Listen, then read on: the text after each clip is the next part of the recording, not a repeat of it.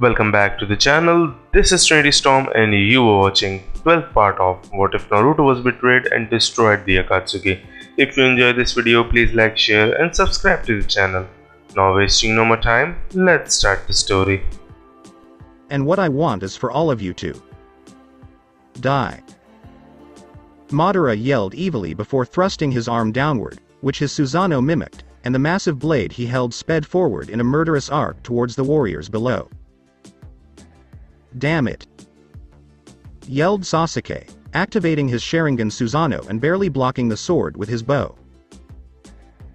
However, the Susanoo bow buckled and cracked almost immediately under the pressure of the blade, and the young Uchiha yelled out in a strained voice. "Hey, Dobi, I could use some assistance here." Unfortunately, Naruto was in no condition to help, as he was kneeling on one knee and breathing heavily. He hadn't fully recovered from using Kurama's chakra to capture and redirect the 4 Biju bombs just moments before. In fact, his chakra reserves were nearly depleted, and he had no idea how he was going to assist Sasuke. That's when he heard Shunsui, Yoruichi, Kira, Yumachiki, and Momo chanting together, palms up towards the blade. Sprinkled on the beast's bones. Sharp tower, red crystal, steel ring. Move to become the wind, stop to become the calm. The sound of warring spears fills the empty castle. Suddenly, an orb of yellow light appeared above their hands' palms. All 5 Shinigami cried out as Madara's Susanoo blade pierced Sasuke's bow. Raikoho, Hado number 63. Thunder Roar Seer. Immediately, a massive concentration of energy erupted from their palms, resembling a high-level lightning strike, and struck the oncoming sword. Madara was astounded that this massive wave of yellow energy had stopped his Susanoo blade and was then powerful enough to repel his attack. While the Shinigami were putting a stop to Madara's attack, Nell and Sakura ran over to Naruto, and the green-haired Arrancar cried out, "Naru-kun!" As Naruto raised his head in response to Nell's cry, his face was drawn into his surrogate daughter's now ample cleavage as she hugged him tightly to her. "Oh Naru-kun, are you alright?" Nell inquired. Naruto tried to respond, but found it difficult to breathe because Nelliel was hugging him so tightly to her bosom.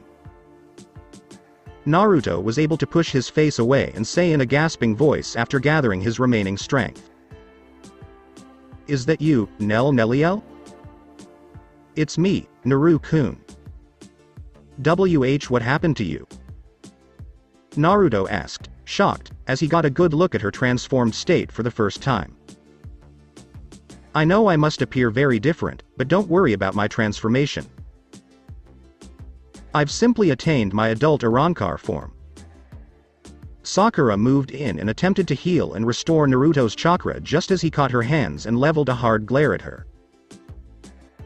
Sakura was hurt by Naruto's look, and she felt tears well up in her eyes before pleading softly, "Please, Naruto-kun. Naruto, I only want to assist you." Naruto paused for a moment before releasing Sakura's hands and returning his attention to Nelliel. "Why are you here, Nell-chan? You should be back at the camp with Hinata-chan in safety." Sakura winced slightly when she heard Naruto add the loving suffix chan to Hinata's name, but she kept her focus as she replenished his chakra. I want to help Naru-kun. My power has grown significantly in this form, and I can and want to help you in this battle," Nell stammered in response. "I'm not sure," Naruto replied hesitantly and with concern. "Please allow me to assist you, Papa Naru."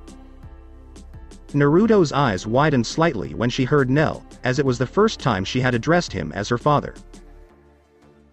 Naruto became even more protective of her, desperately searching for some reason to persuade the girl to return to the safety of the medical camp. Unfortunately, another explosion rocked the battlefield, making it unlikely that Madara would let any of them leave. The Shinigami had successfully repelled another Susanoo attack from Madara, but Naruto could see that they were becoming tired. Naruto slowly rose to his feet, calling out for everyone to move to his position, as Sakura pulled her hands away from his shoulders. Turning around, the blonde Jinchuriki said with a small smile to his former teammate. "It appears that Ba-chan taught you well, Sakura. Thank you. I feel much better now." "You're welcome, Naruto. I know this isn't the appropriate time, but I need to speak with you." "I know, Sakura, and we will talk as soon as we take down Madara and everyone is safe," he says. Sakura nodded her head in agreement. When everyone had gathered around Naruto, he looked over to Madara, who had his eyes closed and appeared uninterested in them at the time. This perplexed Naruto until he looked up and noticed Madara remaking another Biju bomb, at which point he commented. "Okay, everyone, we don't have much time. I think we should all split up and attack Madara separately, because we have the advantage in speed between the Shinigami and their Shunpo, Flash Step, technique, as well as our own Shushin technique, and if we stay together and the Uchiha Teme scores a hit, it's game over for all of us." Before Sasuke asked, everyone nodded in agreement. "I have no objections to the hit and run strategy, but what attacks should we employ? We have to bring down Madara's Susanoo defense that is protecting him in the Biju tree, whatever the strongest attacks are." "I agree with your plan, Naruto, but I think you and Sasuke should hold back and let the rest of us carry out the attack. You two have been fighting Madara for longer than us, and your strength has been significantly depleted," Kakashi suggested. "Thanks to Sakura, I'm better than I was, but you're right about the Teme. She should replenish his chakra as well, because we'll need his Susanoo to take that bastard down once and for all." "My Susanoo isn't working. It only stopped his Susanoo attack for a few seconds. I think Madara has increased the strength of his technique in some way. This Madara fellow has enhanced and strengthened it using demonic chakra or Ryotsu, which we can sense emanating from his Susanoo frame surrounding him in the tree," Shunsui openly commented, while the rest of the Shinigami present nodded in agreement. "How are we going to take it down if he's reinforced it with Biju chakra?" Sasuke wondered as Sakura placed her hands behind his back and began replenishing the Uchiha's chakra. "I think I've got one attack that could take down Madara's Susanoo, but I'll have to go into Sage mode to do it, which will take some time." "We can buy you some time, Naruto, but what are your plans for this attack?" "I'm going to combine my Senju chakra with Kurama's chakra and use it to create the most massive Cho-Odama Rasengan attack I can think of, Ultra Big Ball Spiraling Sphere. Will it be powerful enough to overcome the Susanoo defense?" "I don't know. I figured I'd hit Madara's Susanoo first with my most powerful Zanpakuto, then attack the Getsuga Tensho and then follow up with the Cho-Odama Rasengan. Will those two attacks suffice, Dobi? I'm not sure what Teme is, but it's all I've got. I just need the time to make it. I promise, Naruto-sama, we'll give you the time." "Thank you, Shunsui. Because you know the powers and abilities of your fellow Shinigami, you command them in the fight, while Kakashi commands the others." Shunsui and Kakashi both nodded in agreement, before Naruto added sincerity and concern. "But everyone, be careful out there. Don't die on me."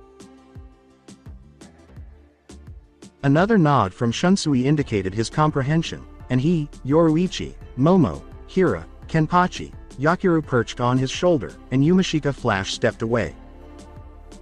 "Yugito, Ino, I want you to take up position on Madara's Susanoo's left flank. I'll join you both there shortly." Yugito and Ino nodded in agreement before each giving a fervent look towards Naruto, who returned a reassuring smile to both of them before racing off to take up the position Kakashi had ordered them to take. "Sakura, stay here and finish healing Sasuke, and then you and the rest of us can join the fight. But when you arrive, Sakura, I want you to stay back because we can't afford to lose our lone medic on the battlefield. Help out when you can, but don't put yourself in danger. I want you to keep an eye on Sasuke during the fight," Kakashi said authoritatively. Sasuke scowled for a moment before answering reluctantly. Hello, Kakashi-sensei. Kurenai will keep an eye on and protect Naruto while he gathers Senjutsu chakra for his attack. No, I'll be with you on the battlefield, Kakashi-ku. Kakashi. Now it was Kakashi's turn to scowl slightly before saying with a hard-edged voice. Could I speak with you, Kurenai? The Genjutsu mistress nodded, and both Junin took a step away from the others for a private conversation. Once they were far enough away from prying ears, Kakashi spoke in a tense tone. Now look, Kurenai, I'm not interested. No, Kakashi, I've told you before, I'm not some stereotypical damsel in distress who always needs a man to protect her. I'm a Leaf Village Junin who has worked hard to earn the rank. Please don't offend me by attempting to keep me safe. Please, Kakashi-kun, I love you and don't want to argue with you, but don't try to keep me out of this fight. Kurenai interrupted Kakashi sternly. When the silver-haired Junin looked down, he saw Kurenai staring at him with love and admiration, smiling brightly. A smile that should have made him happy. And it did. But in a bittersweet way. Until he tore himself away from her withering gaze and spat in frustration. Damn it, I'm not trying to offend you by keeping you safe. It's. What are you? I'm scared, Kakashi replied softly. What are you afraid of? This. Both of us. It scares me to death that you love me. Kurenai, my life is a curse. I can't share it with anyone who loves me. Because everyone in my life who has come to care about me and I them has died. You're scared of me. I'm afraid for you, not for yourself. I'm sorry. You may believe that your life is cursed, but I don't, and even if it is, I don't care, Kakashi-kun. I've finally found something in my life that I was beginning to believe I would never have, someone to love and be loved in return, and I'm not about to let that go out of fear. You can't possibly love me, Kurenai. That is up to me, Kakashi-kun, not you.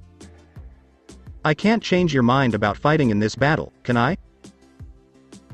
If I'm going to die, I'd rather die with the man I love than with anyone else, Kurenai replied before wrapping a loving hug around the silver-haired Junin.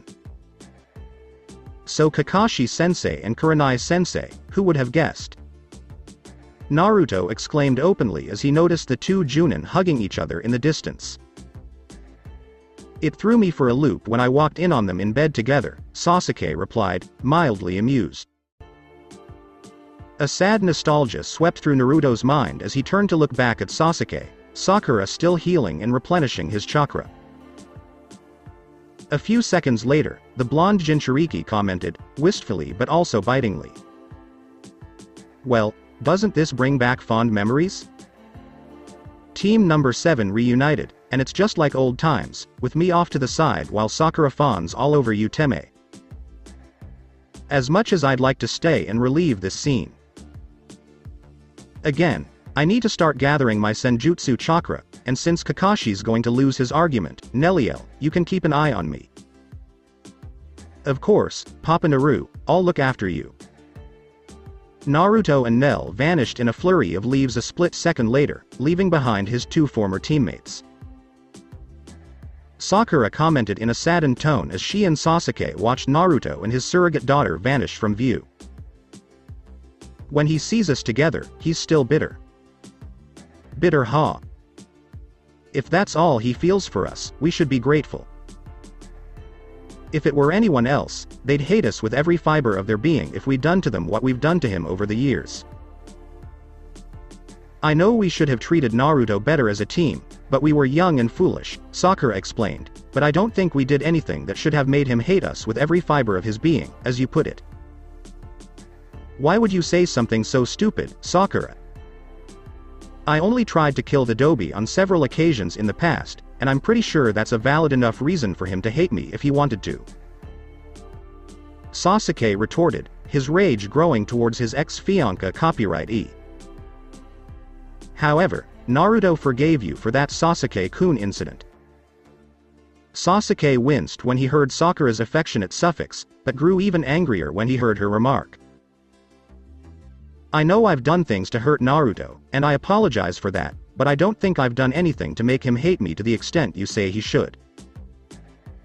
Sasuke turned his head to cast a harsh glare at Sakura, sending shivers down her spine, before turning back around and darkly declaring. Sakura, you should have told me the truth. I'm not sure what you mean. The truth about what? Do you recall the day I proposed to you as my girlfriend? Why yes, I recall. Do you recall what I asked you before that? Sakura bit her lip and knew what Sasuke was talking about, but she couldn't say anything. Sasuke spoke up again after a minute and said, I'll take your silence as confirmation that you remember what I asked, which begs the question of why you lied to me, Sakura. Why did you tell me that the two of you were just friends while I was gone, when the truth was you had been together for 3 fucking years, before Naruto brought me back? Sasuke snarled. When Sakura heard Sasuke's question, her throat went dry and her stomach twisted into a tight knot, and she struggled desperately to try and answer, but couldn't seem to find the words. However, Sasuke had had enough of his former teammate and fiancé, and snapped with rage. Damn it, Sakura. Answer me. Tell me why you lied to me. I lied because I thought I loved you and was afraid that if I told you about Naruto, I'd lose any chance of being with you. Sasuke fumed silently while Sakura replenished his chakra before responding in a pained tone of voice. As much as I hate to admit it, you were correct. I would never have asked you to be my girlfriend if I had known. I couldn't do that to Naruto if I knew you two were in a relationship, knowing how long and how much he loved you, which is why what happened after that makes me sick to my stomach. Why, you mean when we first made love? Sakura asked, her voice broken. Sasuke heard Sakura's pained voice, but it meant little to him now as he responded solemnly. I'm sick to my stomach not because of what we did, but because Naruto had to witness it. What are you talking about? Sakura asked, perplexed. I'm talking about that day in the hospital when I proposed to you and we made love for the first time, and Naruto saw us. And no, that can't be true, Sakura exclaimed, terrified. It's true, and it gets worse. Naruto came by my room that day because he was going to propose to you and ask me to be his best man, and what did he see when he arrived? He got to see me, his supposed best friend and surrogate brother, fucking the girl he had loved his entire life. The same girl he had decided he wanted to spend the rest of his life with. Sakura dropped to her knees, her once joyous memory of that day now a source of excruciating pain, as she spoke in a gasping, choked voice, tears streaming down her face. I had no idea he saw that. I never even questioned why he broke up with me when I saw him later that day. All he said was that he knew I loved you and that he would step aside so the two of us could be happy, and he walked out of my apartment. At the time, I was just relieved that I didn't have to break up with him on my own. He doesn't hate you, Sakura, or even me, which is a miracle because Kami knows we deserve his hatred. I can't even imagine the pain and anger he must have felt seeing us together like that. I'll never understand how he had enough self-control not to kill the two of us right then and there. If the situation had been reversed, I know I wouldn't have had that self-control. Kami, we can't even ask him for forgiveness for how much we've hurt him, can we? No, Sakura. All we can do is pray to Kami that he will one day, but we do have one thing in our favor. What exactly is it? It's that no one I've ever met or known has the capacity to forgive as much as Naruto does. It's one of the things that distinguishes him and makes him a better person and human being than you and I can ever be. A moment later, Kakashi marched up alongside Kurenai, looking around and asking. Where has Naruto gone? He's about 100 yards away gathering his senjutsu. He figured you'd lose your argument about Kurenai-sensei protecting him, so his kid is going to do it, Sasuke replied, pointing to Naruto and Nell. I didn't lose any arguments. We just reached a compromise. Kakashi grumbled. Does that mean Kurenai-sensei will remain behind to protect the Dobi? No, it does not, Kurenai stated emphatically. So, Kakashi-sensei, where was the compromise? Shut up, Sasuke, the silver-haired Junin said angrily before adding. It appears that Shunsui and the other Shinigami are preparing to attack. We need to get to Yugito and Ino's position right away. Are the three of you ready? All three leaf shinobi bore determined expressions and nodded to Kakashi before shushanying away in a swirl of leaves. As the battle began, it became clear that both combatants had distinct advantages and disadvantages. Madara was a powerful being, but by fusing with the Biju tree, he had limited himself to using only his Sharingan Susanoo for both attack and defense. While his opponents had the advantage of numbers, speed, and a plethora of attacks at their disposal. Even with these advantages, the Shinigami and Leaf Shinobi found themselves powerless against Madara's Biju-enhanced Susanoo.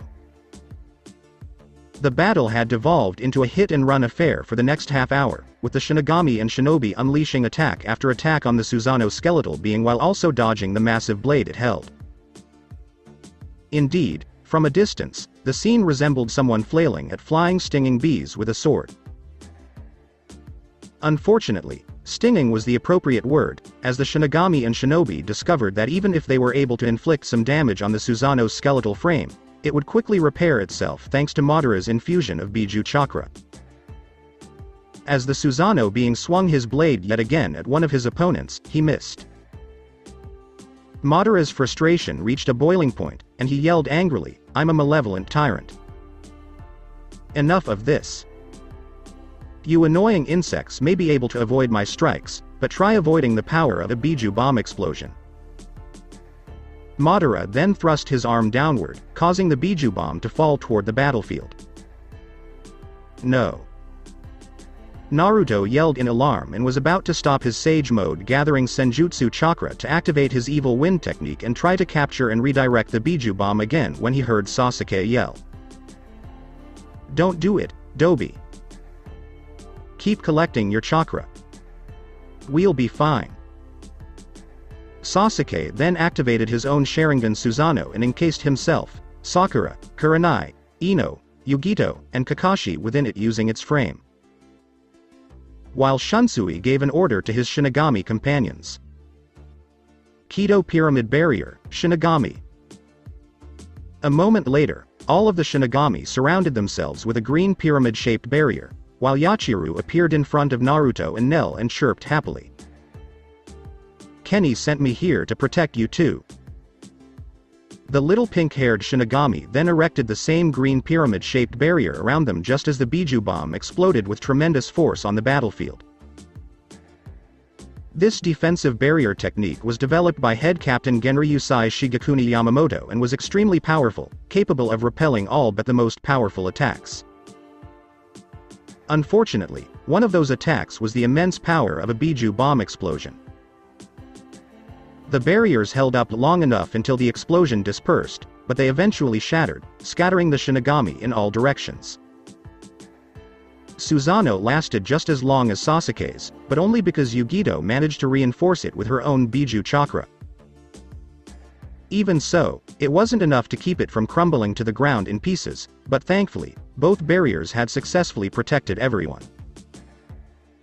Momo struggled to get up after landing in some nearby woods near the battlefield, as she was exhausted and dazed from the Ryotsu she had to use for the barrier. So she had no idea who had snuck up behind her and was thus unprepared when she turned around for the vicious strike across her chest, opening up deep claw-like lacerations as she collapsed unconscious. Kiba stood over Momo's prone body, smirking with pride at what he had accomplished before remarking to himself. Not a bad-looking bitch, reminds me of Hinata, but she lacks the tits. If I had the time, I'd stay and have a little fun with her, but I've got a certain wife-stealing demon bastard to kill.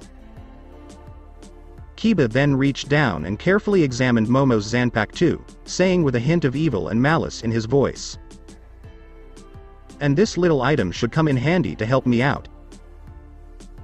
Kiba then crept back into the forest, patiently waiting for the best opportunity to strike.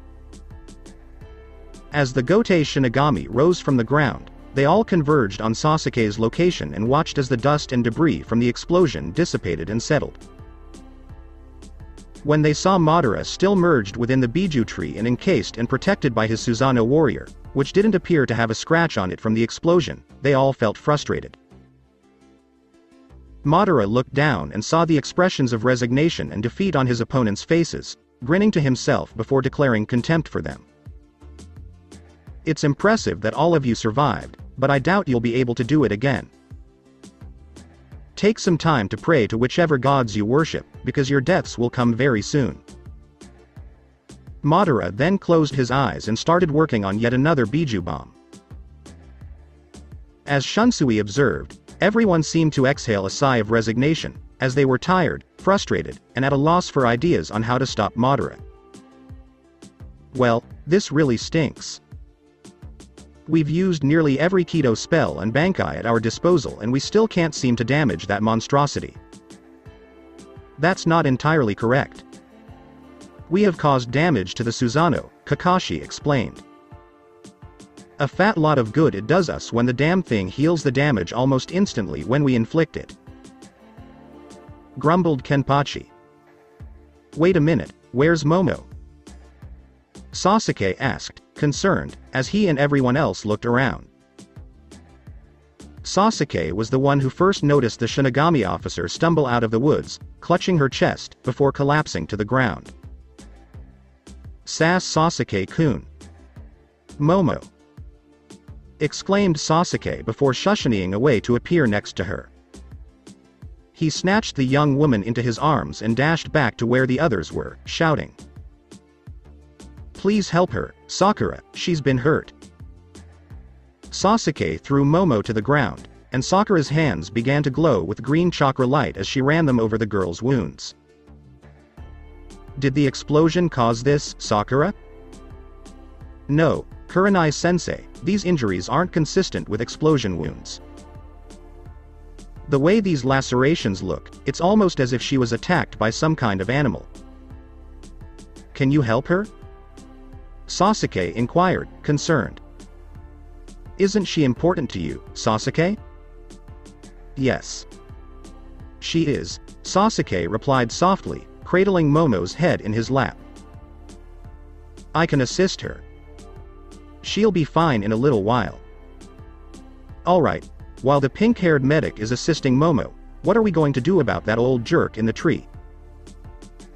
"We're going to stick to our original plan, Yoruichi," Naruto said as he, Neliel, and Yachiru appeared beside them, before adding firmly, "I'm going to attack Madara's Susanoo with my strongest Zanpakuto attack on the Getsuga Tensho first, followed by the Cho-Odama Rasengan combined Senjutsu Chakra and Kurama's Chakra." "Have you accumulated enough Senjutsu Chakra, Naruto?"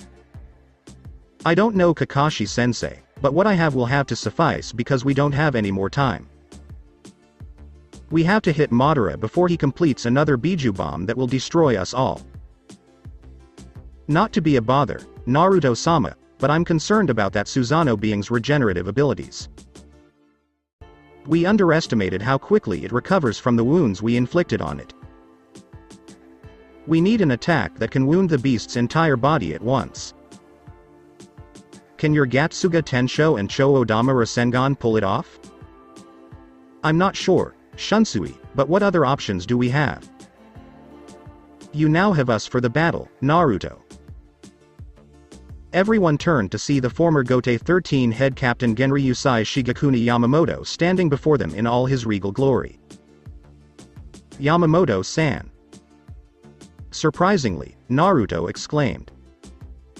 The former Shinigami were equally surprised that the head captain had decided to join the fight, but they were even more surprised when Byakuya Kuchiki emerged from behind Yamamoto's imposing figure. Byakuya, Shunsui, Yoruichi, and Zaraki greeted each other. The only acknowledgement he gave his comrades was a slight nod from the ever-stoic former Gote 13 captain of Squad 6. Byakuya-sama, Sasuke addressed the man, bowing respectfully. Uchiha-san, I'm glad to see you're still alive. Did you succeed in unlocking your Bankai? Hello. I was able to accomplish that with the assistance of my friend Naruto and my former sensei Kakashi. Hitaki Kakashi, it's been a long time, hasn't it? Yamamoto asked the masked shinobi. You were it. Kakashi exclaimed in disbelief. What's the matter, Kakashi-sensei? Do you know Yamamoto-san? Naruto inquired, intrigued. I never knew his name, but when I was your age, I was severely injured on a mission. I thought I was going to die, but when I awoke this man, I discovered that my wounds had been treated and that this man was caring for me. He saved my life and taught me about Kido and Bankai spells while I was recovering. I couldn't have saved Ino or helped you unlock your Bankai Sasuke without him. We can reminisce later. For now, I need all of you to appraise me of the current situation, as well as a concise briefing of all of your powers and skills. So I can make a battle plan, Yamamoto said authoritatively to everyone in the room. Yamamoto stamped his wooden staff firmly on the ground and announced after a few minutes of careful consideration of the information he had gathered from everyone. I'd like to thank everyone for the information you've given me. If you will allow me to take command, young Naruto, I have assessed the situation and devised a strategy that should allow us to finally defeat this Madara individual. Sure Yamamoto-san, you can take command. According to Shunsui, you have more battlefield experience than the rest of us. That is simply a result of my advanced years over all of you, but I appreciate your trust and confidence in my abilities. Now I must approach Madara and offer him the chance to surrender. Surrender. You're insane, old man. He's a Uchiha, and we never surrender. In response, Sasuke exclaimed. Are arrogance and impudence inherited traits in the Uchiha clan? Pretty much Yamamoto-san, Naruto replied with a grin, while everyone else except Sasuke seemed to nod in agreement. However, before engaging in battle, I have always given my adversaries the opportunity to surrender. It is the right thing to do, Yamamoto declared before flashing away and appearing in front of Madara. My name is Genryusai Shigekuni Yamamoto, Madara Uchiha. I am the Gote 13 divisions of the Soul Society's head Shinigami captain. HMPH, I'm supposed to believe you're a Shinigami, Madara sneered. No, you should believe I'm the Shinigami. What brings you here, Shinigami? Madara asked, mockingly. I'm here to give you the option of surrendering. I've assessed the situation and devised a battle strategy to defeat you. You have no chance of winning, so accept my offer now, because I will only make it once. Bah. I don't have time for you old man and your fantasies. I refuse your ridiculous offer. Now leave, because I have people to kill and a world to destroy. A foolish decision, Madara, one you will soon regret. You foolish old man, I may not appear to have much battlefield experience, but I have over a century of it. I doubt you could devise a plan that I couldn't counter, so my defeat is nothing more than a whimsical fantasy on your part. It is you, Madara, who is foolish. For you may have over a century of battlefield experience, but it pales in comparison to the 21 centuries that I possess. Yamamoto declared before taking a quick step away. He exhaled a heavy sigh as he returned to Naruto and the others. He didn't take it, Yamamoto-san. No, Naruto, he did not. His arrogance and pride will be his undoing, as he will soon discover. So, old man Yama, what's the plan? Shunsui inquired. Pay attention and listen carefully, because here's what I've devised. Madara noticed all of the Shinigami and Leaf Shinobi suddenly appear on the battlefield, then noticed that fool of an old man a short distance behind them with some pink-haired girl who was tending to someone on the ground. He smirked with confidence, as his Susanoo defense lifted its black blade ready to strike. You may begin the attack, Kurenai and Byakuya. Yamamoto issued the order. Kurenai immediately made a series of hand gestures and called out. Kei-en Arashi, Genwaku. Blinding Petal Storm, Blinding Petal Storm. A swirling mass of flower petals appeared around Madara, moving around and blinding him.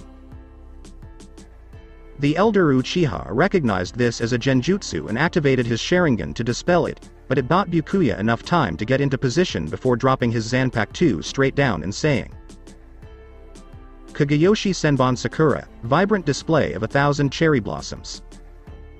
Scatter. The sword phased into the ground, as if it were a pool of water, and energy began to ripple and expand out, turning the surrounding area dark, and within seconds, 2 rows of 1,000 giant blades rose up from the ground, scattering, and countless flying blades began to pierce Madara's Susanoo being. Madara cursed to himself because he couldn't see the movements of these blades even with his Sharingan. Byakuya controlled the movement of the blades with his mind alone. Using his hands allowed him to do so more effectively, causing the blades to increase in speed threefold, allowing Byakuya to inflict thousands of shredding wounds on Madara's Susanoo all at once. Attack, Shunsui, Yoruichi, Zaraki, Yachiru, Kira, Yumachiki, Kakashi, and Sasuke. Yamamoto exclaimed. The Shinigami warriors immediately incanted the same Kido spell they had used before, except for Zaraki, who removed his eye patch and a stream of electrical energy discharged from his eye, joining the high-level lightning strikes erupting from his comrades' palms. Meanwhile, Sasuke and Kakashi appeared next to the Susanoo being's head and sped through some hand signs before calling out together. Chidori. The 2 Leaf Shinobi thrust their electrically charged arms into the Susanoo being, adding to the Shinigami's electrified attacks. Soon, the entire skeletal frame of Madara's Susanoo was electrically charged, preventing Byakuya's shredded wounds from healing. Yugito, Neliel, and Ino tightened the beast even more. Yamamoto exclaimed. Yugito, in her 2-tailed Nibi state, unleashed a vicious claw strike on the Susanoo, while Ino unleashed a barrage of kunai with exploding notes attached to them, and Neliel, with her enhanced Espada strength, followed up Ino's attack by punching the ground with earth-shattering force and sending a shockwave directly towards the Susanoo, nearly knocking the enormous being over. Naruto, use your Bankai right now. Yamamoto spoke up quickly.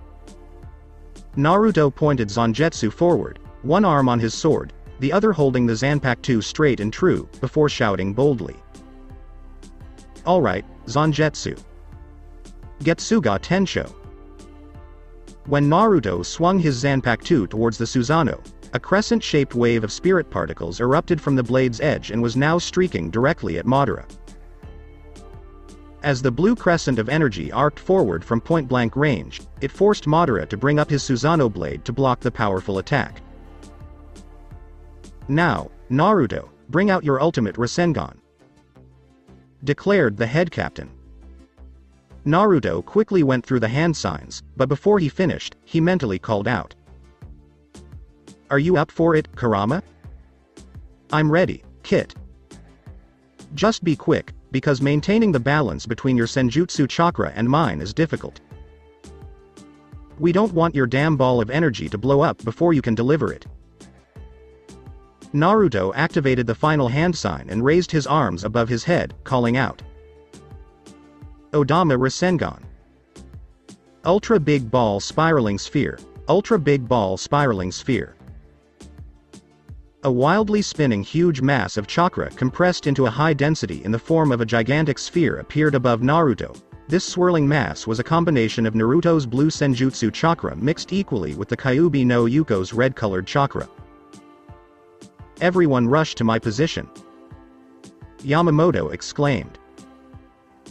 All of the Shinigami and Leaf Shinobi immediately flash-stepped or shushened to the position of the head captain, who threw up the same green pyramid-shaped barrier they had used earlier, only this time it was larger and more powerful.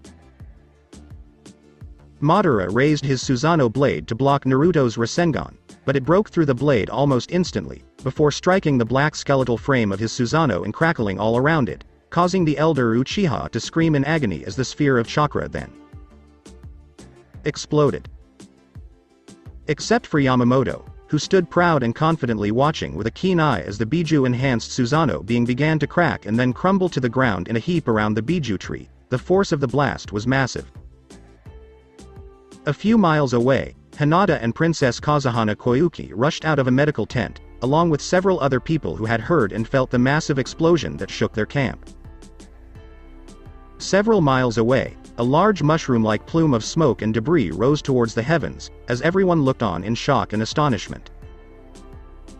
Naruto rose agonizingly from the ground where he had landed, coughing out some earth and debris.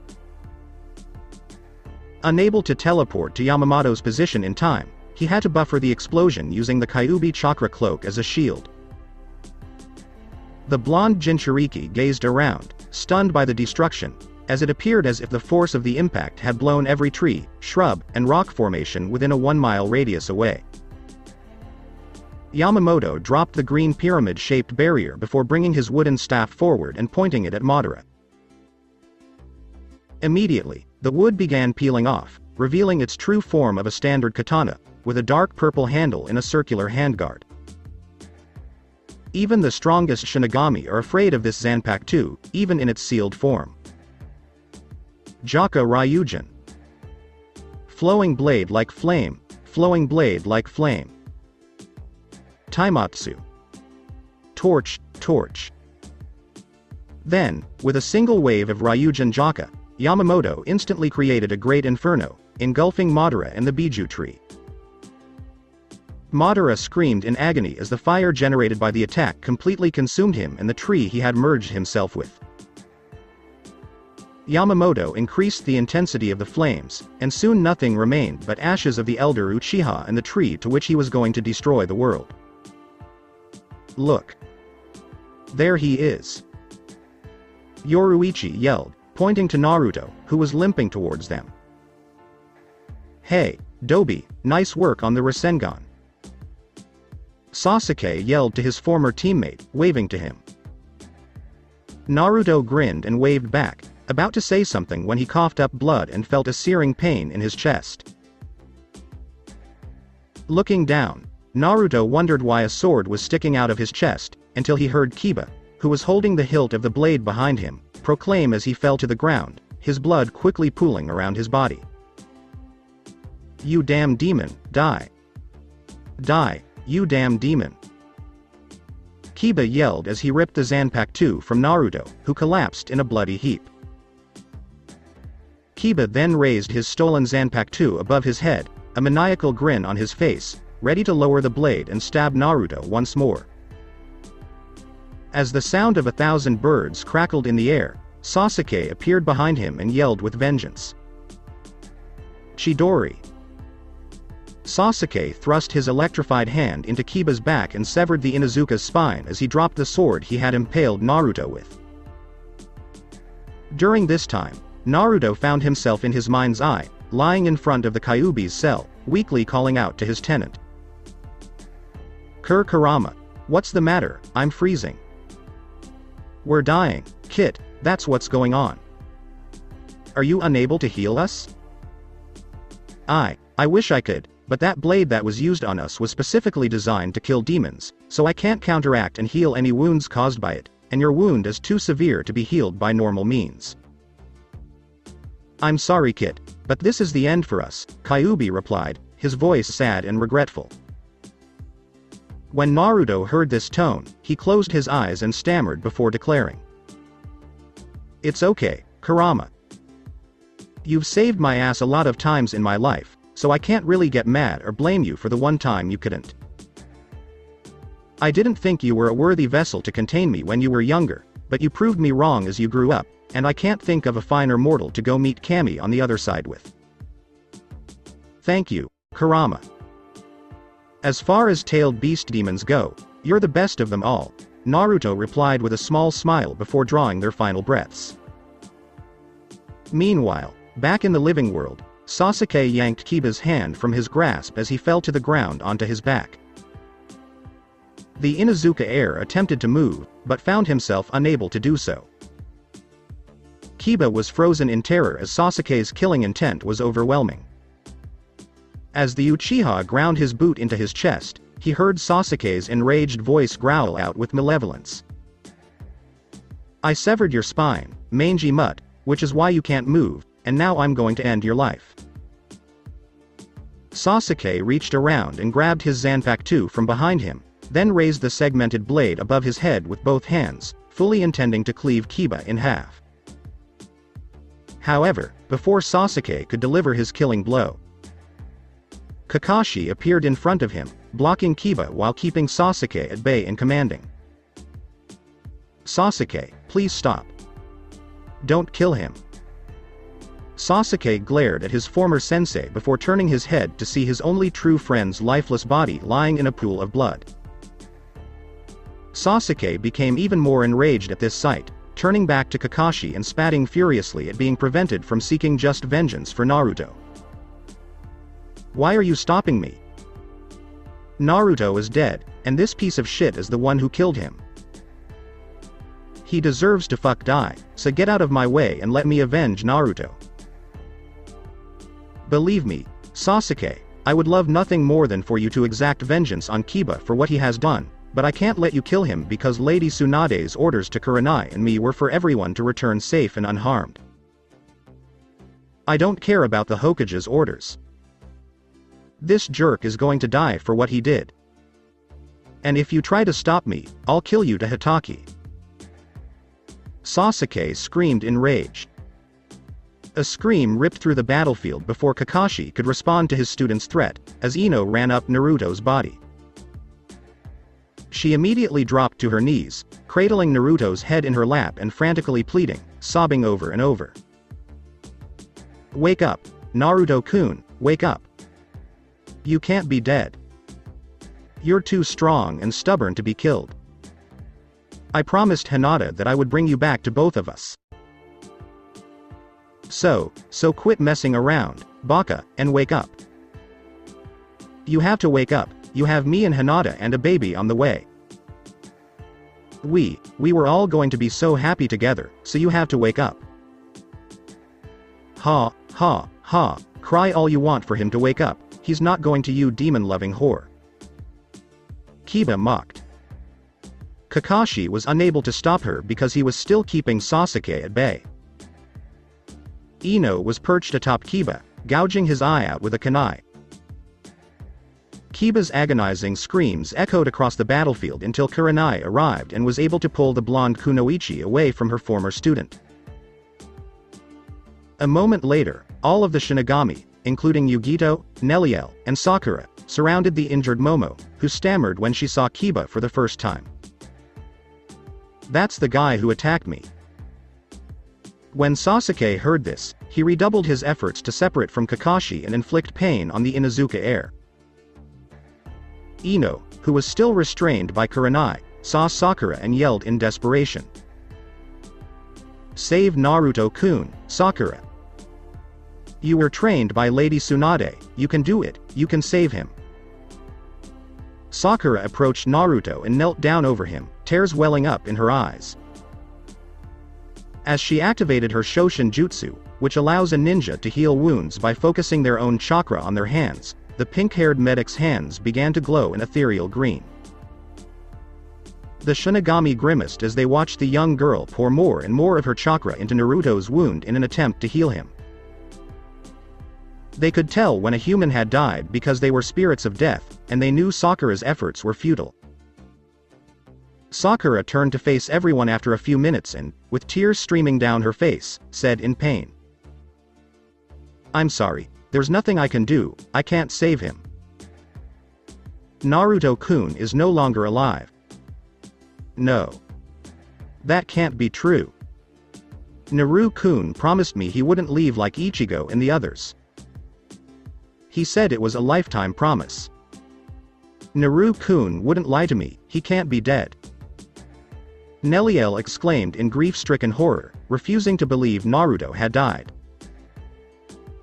I'm sorry, Nell, I'm sure he didn't want to break his promise to you, but Naruto-kun is gone, Sakura stammered in sympathy, as she felt the same pain as the green-haired. Nell just stood there, her whole body shaking, as everyone stared at her. Nell's Arankar abilities erupted and violently whipped around her entire body. The power she emitted was mind-boggling, and everyone around her trembled as they prepared to try to subdue the young woman. However, before they could act, Nell raised her arm and screamed in agony as a massive bolt of Ryotsu discharged from her hand and shot skyward before exploding.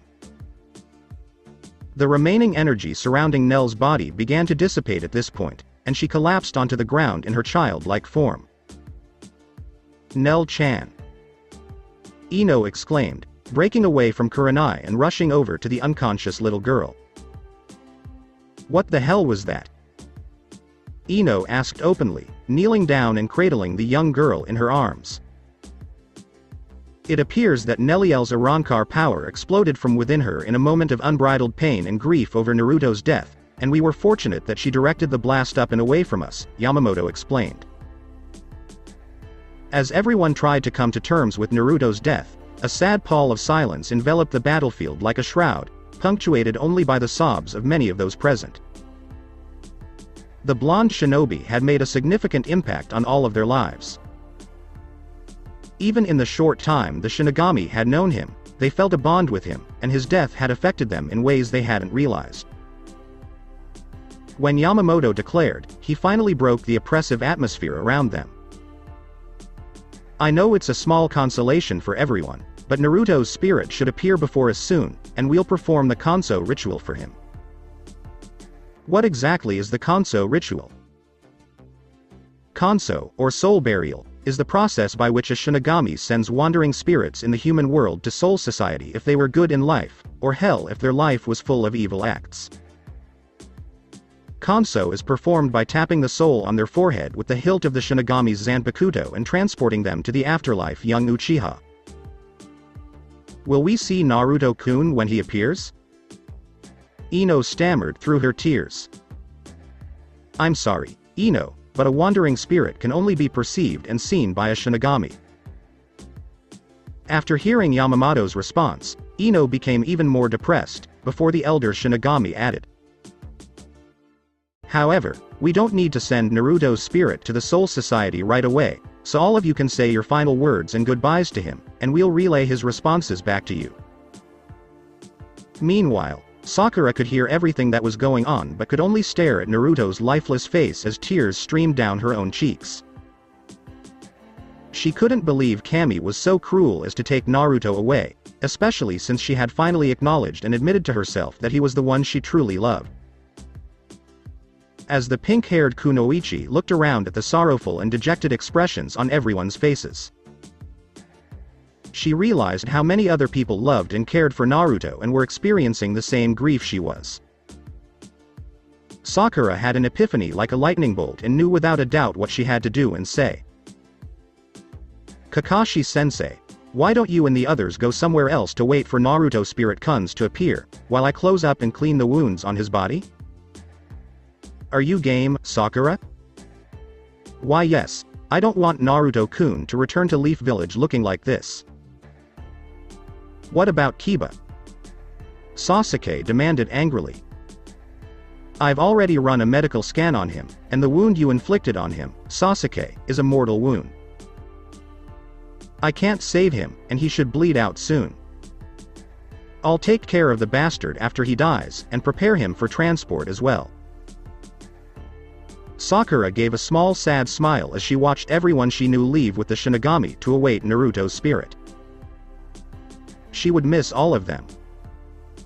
Sakura reached down to stroke Naruto's cheek and move a strand of his blonde hair out of his eyes, exhaling a sigh. He was so beautiful, she thought to herself, and silently admitted with regret. Oh Naruto-kun, I've made so many mistakes and caused you so much pain in my life. I'm such a moron for wasting the best thing that ever happened to me in my life. I came here to atone for my sins against you and to pray to Kami that you would find it in your heart to forgive me. Could you forgive me? Would you have forgiven me? I couldn't hold it against you if you didn't. If I'm completely honest with myself, I know I don't deserve your forgiveness. All I truly deserve is your contempt. Sakura then leaned down and kissed Naruto on the forehead before softly whispering. I know you can't hear me, but I just wanted to say that what I'm about to do isn't about me seeking your forgiveness. As I previously stated, I don't deserve it. But you mean too much to too many people, Naruto-kun, more than I ever will, so I do this to bring you back to them. Not for me. Sakura then gently placed her hands on Naruto's chest and said, Kisho Tensei no Jutsu, living resurrection technique. Sakura then began to channel all of her life essence into Naruto, and her hands began to glow a pale blue color as she did so.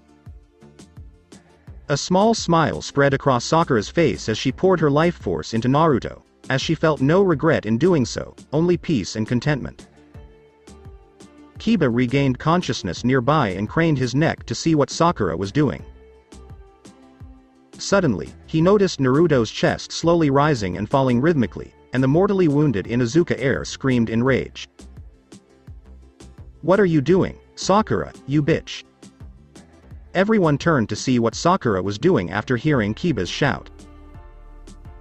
After a few seconds, Kakashi realized what jutsu his former student was performing and panicked.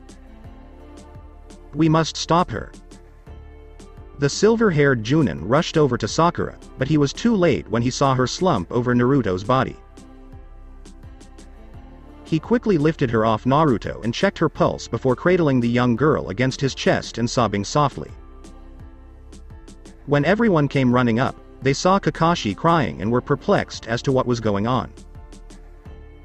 Naruto's body convulsed once, startling everyone, before his eyes fluttered open and, a split second later, he bolted upright and gasped for air.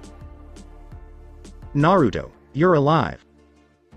Several people exclaimed, stunned. I guess I am. What happened? That worthless mutt Kiba stabbed you from behind and killed you, Dobi, Sok said, helping Naruto to his feet. Both of them turned to look at Kiba, who glared at them before spatting bile and rage with his last remaining strength. I'll see you in hell, you too. You first, dog boy. Sasuke sneered as they watched Kiba take his last breath. Naruto exclaimed in confusion as Sasuke's words finally registered in his head. Wait a minute. What do you mean I was dead, Teme? But before Naruto could respond, he was gang-tackled by Neliel, Ino, and Yugito. They were all crying tears of joy at Naruto's survival as they hugged, kissed, and berated the blonde Jinchuriki. You baka, if you do that again, I'll never forgive you, and neither will Hinata. Ino exclaimed between kisses. Don't care me like that again, Papa Naru, you almost broke your promise to me. Nell chastised her adoptive father. I can't believe you're still alive. Yugito exclaimed joyfully. Did I actually die? Naruto reflected to himself. It's true, Kit, you died, and we both died when that wretched mutt on the ground impaled us from behind with a Zanpakuto, Kurama said in his mind. I thought it was some strange dream, Kurama, but you mean it really happened? It happened, we died, but I have no idea how we came back to life. Naruto turned to Sasuke, who had been watching Naruto with amusement, and asked after the three ladies who were currently glomming him calmed down. Sasuke, if I died, how am I still alive? Naruto puzzledly asked. When he heard Naruto's question, Sasuke's head dropped in sadness, before he lifted it slightly and turned to face Sakura.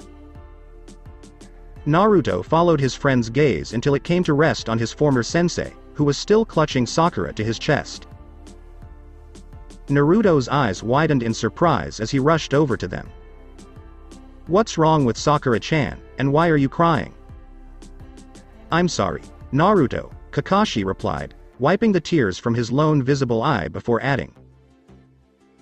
"I'm sorry, but Sakura is no longer alive. She can't be dead." "How?" "She revived you with the Kisho Tensei Jutsu." As Naruto stammered, a horrified expression spread across his face. "You mean the jutsu that Chiyo's old lady used on Gaara?" "That jutsu, yes." Naruto knelt and took Sakura's hand in his head bowed in sorrow.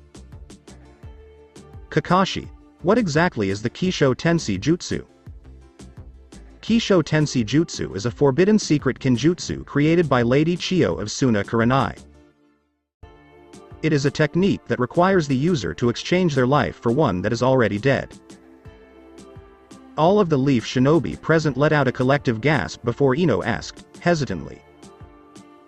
"You mean Fori?" "I mean Sakura gave her Lee." "Yes, when this technique is used, the user will die in exchange for the soul of the deceased." In essence, Sakura willingly gave her entire life force to Naruto in order for him to live again. I don't get it. I thought old Lady Chiyo was the only one who knew how to use that jutsu." Naruto asked, his voice choked. "Sakura was always a smart girl, too smart for her own damn good.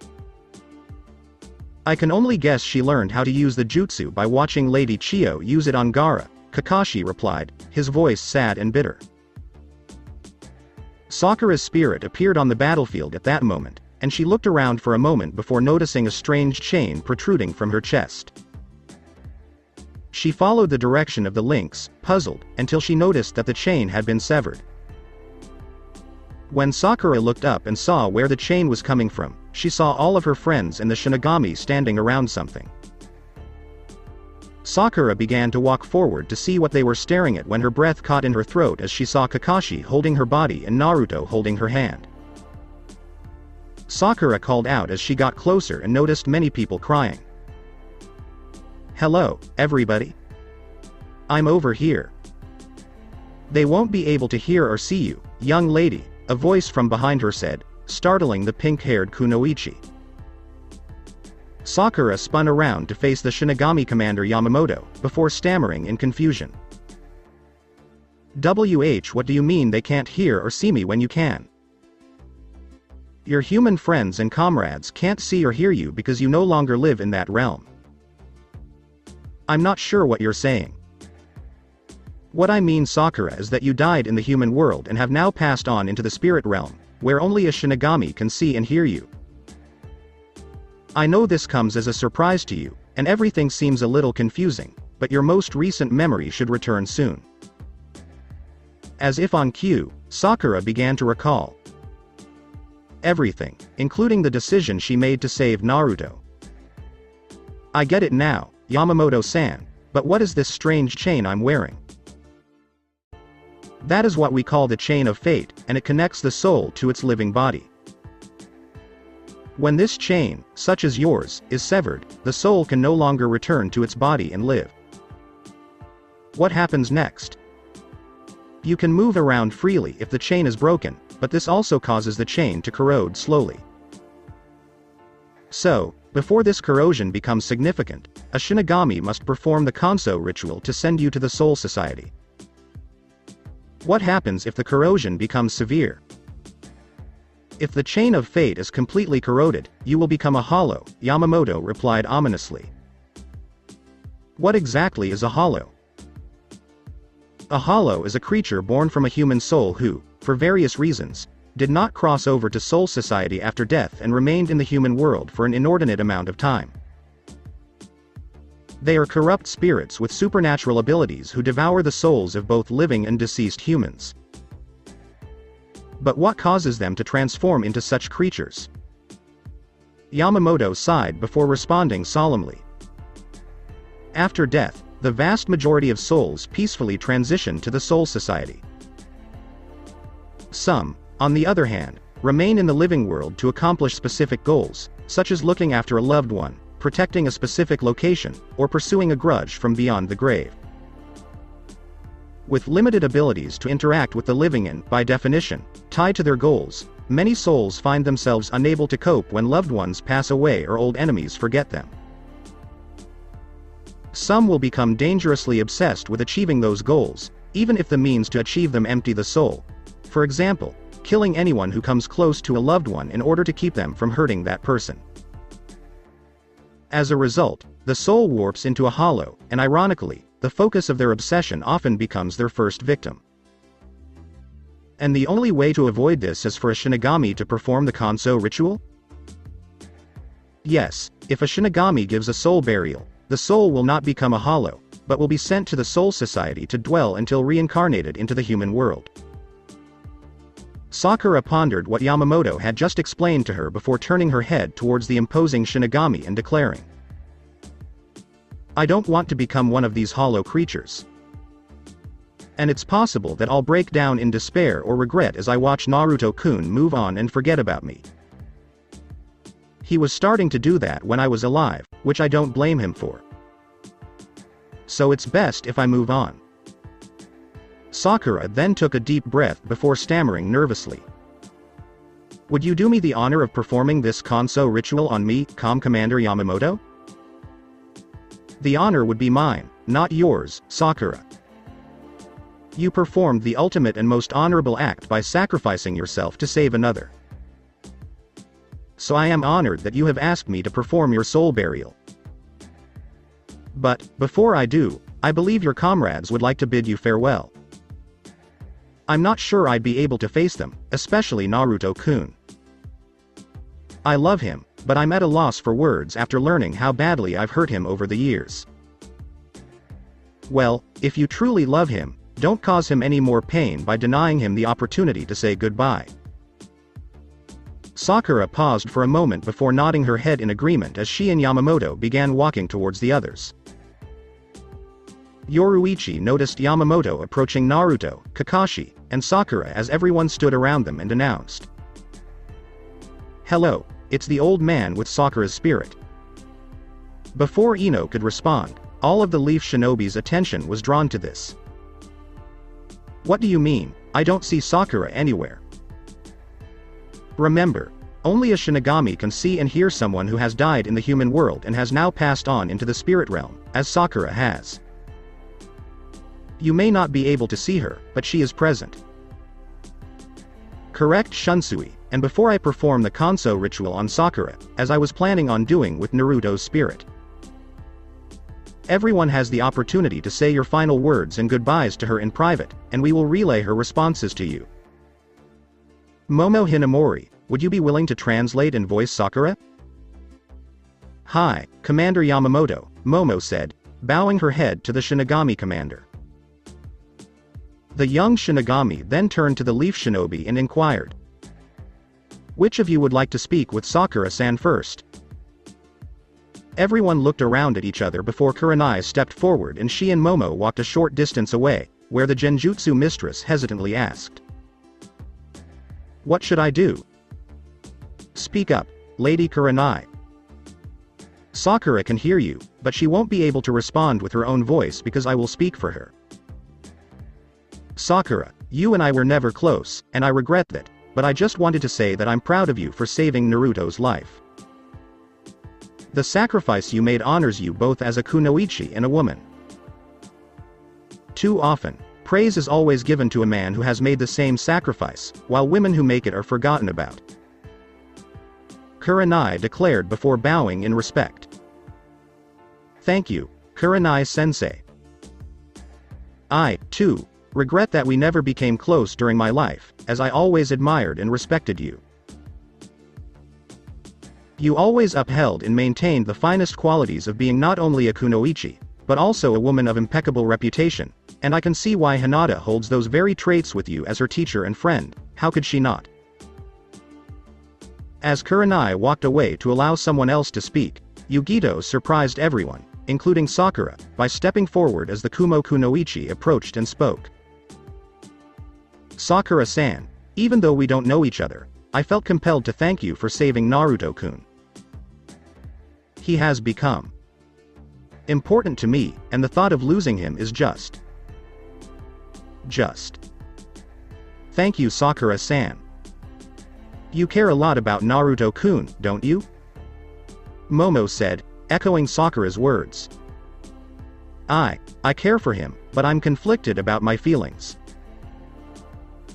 I don't understand how someone in such a short period of time can become such an important and integral person in my life, especially after I vowed to myself not to let that happen after what I've been through the past several years. I understand your confusion, Yugito-san. I, too, suffered from it, but for different reasons. All I can say is don't doubt your feelings for Naruto. He has that special ability that people are drawn to him even when we were kids. And if Naruto-kun expresses his feelings for you, accept them. You won't regret it. His feelings are always true, and if you're lucky enough to gain his love, I promise you it's genuine. Thank you, Sakura-san, Yugito said as she returned to the others, passing Ino on her way. Ino wrung her hands nervously as she approached Momo, unsure what she wanted to say to Sakura but knowing something had to be said between the two former best friends. Hey Sakura, Ino responded sheepishly. Hey Ino, Sakura stammered back, just as nervous as the blonde Kunoichi. Ino and Momo stood across from each other in awkward silence for a few minutes before Ino finally broke down and said, Damn you, Sakura. Why did you have to do something like this? Just when I thought I'd figured out how I feel about you, you go and do something so unbelievably selfless and noble that now I'm all screwed up about how I feel about you again. I'm sorry, but don't let this one act affect you so much. I know you love Naruto-kun, so think of all the pain and heartache I've caused him in his life, and then you can go back to hating me. I deserve it. Another minute of awkward silence passed before Ino declared. I never hated you. I was just angry with you, but I didn't hate you. How could I? I'd be a total hypocrite if I hated you for hurting Naruto-kun. I hurt him badly, too, or did you forget? I remember, Kami, what a pair of stupid and foolish girls we turned out to be. First, we fought over Sasuke when we were younger, and it cost us our friendship. What's so sad is that the boy we should have been fighting over was right in front of us the whole time, but we were just too blind to see him. Hinata wasn't completely blind back then, Ino observed. No, she wasn't. It's ironic that the shy girl who was always quiet and in the background ended up being the smartest and best of all the girls back then. I'll inform her of what you said. I'd like that, and please let Hinata know that I'm glad Kami is giving her a second chance with Naruto-kun. I know Hinata has always truly loved him, and he deserves to have someone like that in his life. She deserves it, too, after the life she's had to live, first from her clan and then from that jerk Kiba. How about Ino, has Naruto-kun forgiven you? Hi, he did, I'm not sure why given how badly I hurt him, but he did, so he, Hinata, and I are going to try to make it work. How did that happen, all three of you? Together? Sakura exclaimed, which Momo relayed to Ino. It's complicated, and it's probably not going to be easy for us, but we're going to try. I wish you luck and, I suppose, congratulations on Kami giving you a second chance with Naruto-kun as well. I have to say, I'm envious of the second chances Kami gave you and Hinata. I wish I could have gotten one, but I understand why I didn't. My sins against him were far too severe and numerous. Don't say that. I'm sure Naruto-kun will forgive you in time. Perhaps, but even if he did, I know I don't deserve it. Was that why you did what you did? Were you seeking penance or redemption? No, I did what I did because it was the only way to save Naruto-kun. He's too important to too many people, and the world needs a living Naruto in it more than a living Sakura. The world needs both of you, Sakura. Ino exclaimed, tears streaming down her cheeks. Thank you for saying that. Believe me, I wish there had been another way I could have saved Naruto-kun without risking my own life, but there wasn't, so I chose the only option I had to save him, and I'm fine with it. Well, the rest of us aren't happy about it, and I'm certain Naruto-kun isn't either. I'm sorry, Ino, but what's done is done, and I have no regrets if it means Naruto-kun lives on. Ino raised her hand to wipe away tears from her eyes before saying honestly. Thank you for saving him. I just wish there was another way. I know, but at least we got to say goodbye. You were a great friend to me, Ino, in my life, the best I could have hoped for, and I'm sorry I stupidly threw that friendship away over a boy I thought I loved. I'm sorry, Sakura. Maybe if I had fought harder for that friendship and not let my rivalry with you for the same boy cloud my judgment, we could have. Ino replied before Sakura said. I understand what you're trying to say, and it's okay. I feel the same way. Goodbye, Ino, and live a long and happy life. Goodbye, Sakura, take care, and I'll see you on the other side one day. I'm looking forward to it. Oh, and one more thing. Don't blow this second chance with Naruto-kun, because if I find out you've hurt him again, I'm going to come back and haunt your ass to your dying day, pig. Before responding, Ino gave a small smile. Yeah, I got it, Billow Boardbrow. Don't worry, I promise not to blow it again. Ino gave Momo a small sad wave before walking back to where her friends and comrades were waiting. Those who knew her noticed that Ino had been crying when she arrived. Many of them were surprised, given the animosity she and Sakura had shown each other over the years. However, in retrospect, it was a good thing that the two former best friends parted on good terms. Kakashi and Sasuke exchanged glances to see who would be the next to bid Sakura farewell. The silver-haired Junin could tell his former student wasn't quite ready to speak to Sakura yet. He patted Sasuke's shoulder before walking over to where Momo was waiting. Do you mean Sakura's spirit is right here? Kakashi inquired of Momo. I swear to you, she's standing right next to me. But I'm not going to be able to touch her. You are correct. That's a letdown. Why do you want to be able to touch me, Kakashi-sensei? Momo inquired on Sakura's behalf. Because I'd like to spank the living hell out of you for pulling such an irresponsible stunt as this. Kakashi retorted angrily. You don't really mean that. I don't think so.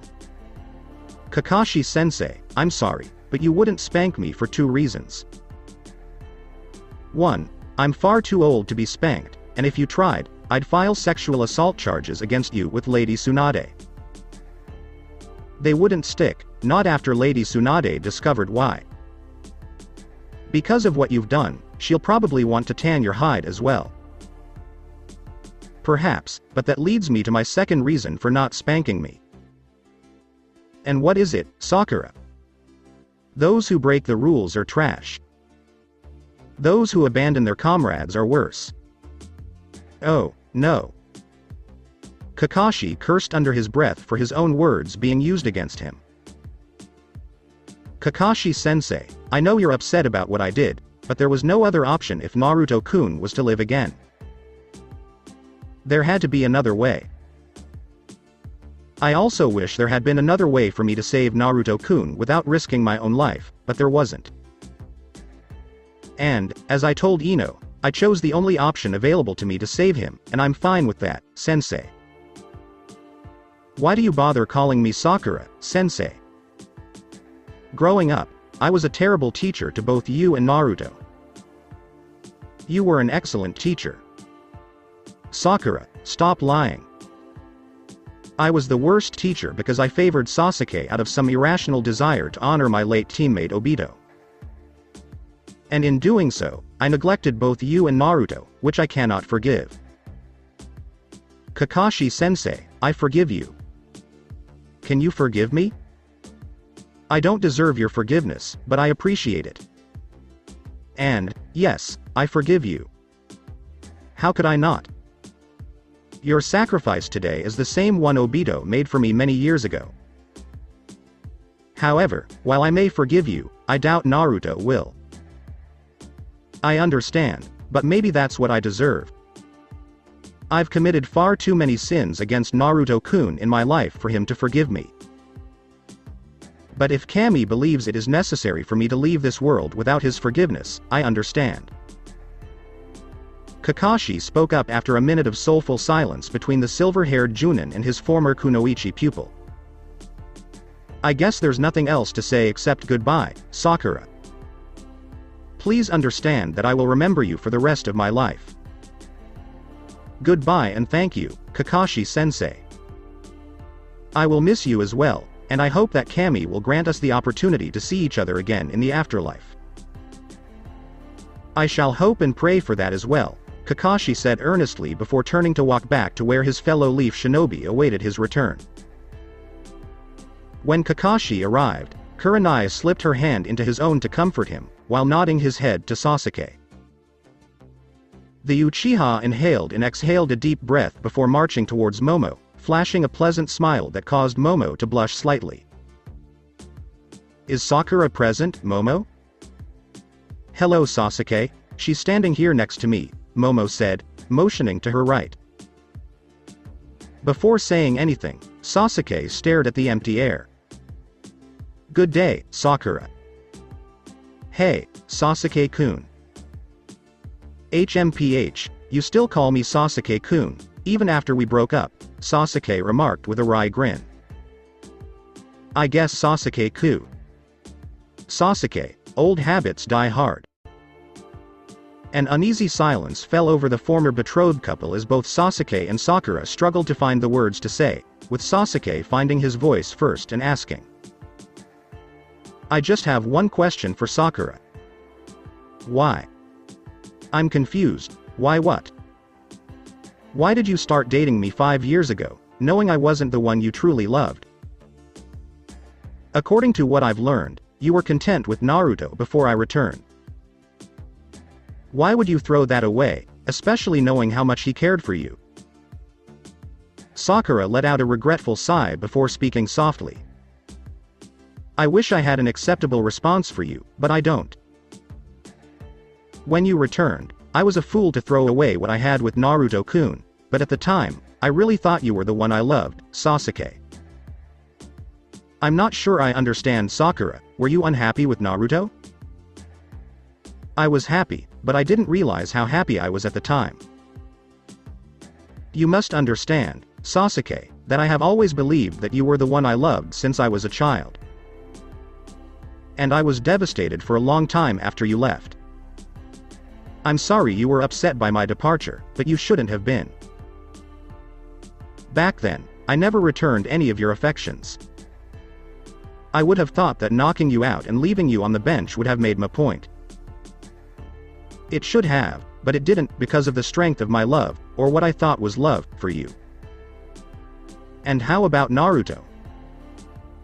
At the time, I assumed Naruto's love for me was superficial because he never denied his feelings for me, and because Naruto always proudly proclaimed his love for me so openly and without reservation, I assumed he couldn't be serious. If you felt that way, why did you start a relationship with him? Well, when he returned from his training, our friendship grew stronger, and with both of you gone, I had grown lonely. So you dated the Dobi for 3 years out of loneliness, even though you still felt in love with me. That's pretty messed up, Sakura, to do that to him. I already knew that, Sasuke. At the time, I thought his feelings for me were just a crush that he would grow out of after a while. He would see after a few weeks of going out that I wasn't the one for him. How does that explain why you would dump Naruto, whom you admit you were happy with, for me? There is no rational explanation for me doing that. During that week in the hospital after Naruto brought you back, I could tell you had changed. The way you spoke and acted around me was different than how you used to treat me before you left. You were so nice and caring and open, everything I had always envisioned you to be. So that day in the hospital room, when you asked me to be your girlfriend, it was my dream coming true that I had held onto for so long. Before Sakura asked a heartfelt question, the two former teammates fell silent. Can I ask you a question, Sasuke? Please be truthful with me. What exactly is the question? Were you happy while we were together?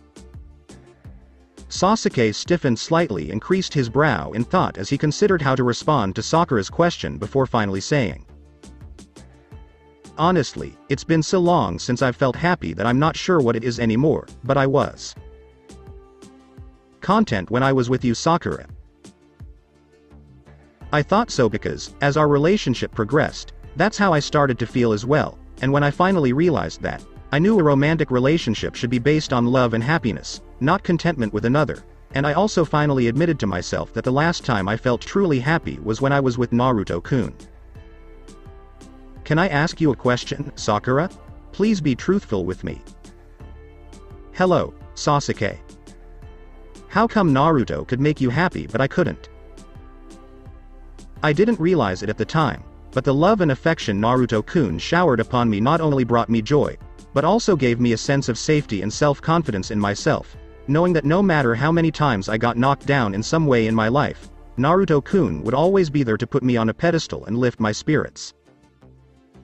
Sadly, by the time I realized how important Naruto-kun was to me and held such. Thank you for being open and honest with me, Sakura. I think I understand you a lot better now and why you did what you did. Please don't misunderstand or think that I have no feelings for you, because I do. It's just a different kind of love than you have for the Dobi, Sasuke remarked stoically. Yes, Sakura replied solemnly before adding. Sasuke, I'm sorry for causing you any pain, but please promise me something. Don't give up on finding true love and happiness with someone. I know there is someone special out there who you can love and be happy with, and who will love you in return in the same way I love Naruto-kun. I've been thinking about what you just said, Sasuke said, his gaze flickering briefly to Momo before he declared. I promise you, Sakura, I'm not going to give up. Thank you, Sasuke, and I will miss you even though we are no longer together. I'll miss you too, and perhaps one day Kami will be gracious and allow us to reunite once more, Sasuke replied, before turning to find the last and most important person Sakura needed to say her final goodbye to. When Naruto saw Sasuke approaching, he strode forward with a determined expression on his face. As he approached Sasuke, the Uchiha stopped him and said, I'm not going to tell you how you should feel about Sakura, and you can tell me to go to hell if you want. All I want to say is that Sakura has changed. She's not the same girl who hurt you so badly 5 years ago. Sasuke then returned to the others, while Naruto continued walking towards Momo. He took a deep breath and waited when he arrived. Sakura tentatively said after a moment, which Momo conveyed. Hello, Naruto-kun. Naruto. However, Sakura did not receive a greeting, but rather a harsh question asked in a choked voice by Naruto. Damn you, Sakura, what were you thinking? I'm sorry, she says. I don't want your damn apologies, I want you to answer my question. Why did you use that forbidden jutsu and sacrifice your life to save me? I didn't ask you to do that, and I never wanted it. I used that jutsu to save your life because it was the only way I could. However, that still doesn't explain why. I did it because you mean so much to so many people in the world. I'm not so important if it means jeopardizing your life. You are correct. Damn it, no way. Damn it, yes you are. You may not realize it, but you've always had a unique ability to touch people's hearts and minds. The lives you touch after meeting you always inspire that person to strive for great things. You inspire them to change for the better. That's a special gift, and you have many more lives to bestow it upon in your life. Naruto was taken aback by this response and was at a loss for words. He remarked in frustration after a few seconds. You mean a lot to Sakura-chan. Before she commented, Sakura's heart fluttered a little as she heard Naruto address her with the affectionate suffix, chan, attached to her name, which she hadn't heard from him in a long time. I appreciate you thinking that of me, Naruto-kun, but in the grand scheme of things, I'm not as important or required to live as you are. That wasn't your decision. I don't want your life sacrificed for me. Naruto exclaimed, enraged by Sakura's response. Perhaps it wasn't my decision to make, but I did, and I have no regrets. Why? Because I love you, Sakura said softly. Naruto stammered in surprise, what did you say? I said I love you, Naruto-kun. I know that's hard for you to believe given how badly I hurt you, and I wouldn't blame you for doubting what I say, but I swear to Kami I'm telling you the truth. I love you and have for a long time. I was just too stupid to admit it to myself, and as a result, I lost the greatest thing I ever had in my life. Sakura waited nervously for Naruto's response as a pall of eerie silence fell over them. After a minute, the blonde shinobi finally spoke up and asked Sakura the dreaded question. If you loved me, why did you abandon me for Sasuke? Naruto-kun, I can't give you a rational or logical explanation for why I did that. If I could go back in time and stop myself from doing it, I would. Not only because it cost me the greatest guy in the world and a chance to be truly happy, but also because of how much I hurt you, which you never deserved. Looking back on it now, all I can say is that I spent so much of my life focusing on having a life with Sasuke. Naruto stood motionless, pondering what Sakura had just said, before she added with regret and remorse. I know it probably means little to you now, and it seems hollow even to me, but I'm sorry, Naruto-kun. I deeply regret and never intended to hurt you the way I did. I don't blame you if you've hated me since then, because truthfully, I've hated myself for doing what I did to you. I won't ask for your forgiveness, I know I don't deserve it. All I can do is pray to Kami that perhaps one day. I forgive you, Sakura-chan, Naruto said softly. What did you say? Sakura stammered as she knelt. I told you I forgive you. Why? How can you say such a thing after how much I've hurt you? Sakura asked, her eyes welling up with tears. I forgive you because a small part of me will always love you, Sakura-chan. You were the first girl to acknowledge me and treat me with kindness and friendship, before and sadly after Sasuke returned, but I still have some fond memories of us when we were little kids and then when we were together, so I thank you for those. You foolish baka, how can you be so kind to forgive me? I don't deserve it at all. Sakura exclaimed, still on her knees and wrapping her arms around herself, tears streaming down her face. Perhaps, but that's not your decision to make, but mine, and I don't regret it at all, Naruto responded, echoing Sakura's words about her decision to save his life at the expense of her own. After a few minutes of crying over Naruto's kindness and compassion for her, Sakura finally calmed down and looked up at Naruto, wiping the tears from her eyes. Thank you for your kindness, Sakura said tenderly before hesitantly asking Kami with as much hope as she could muster.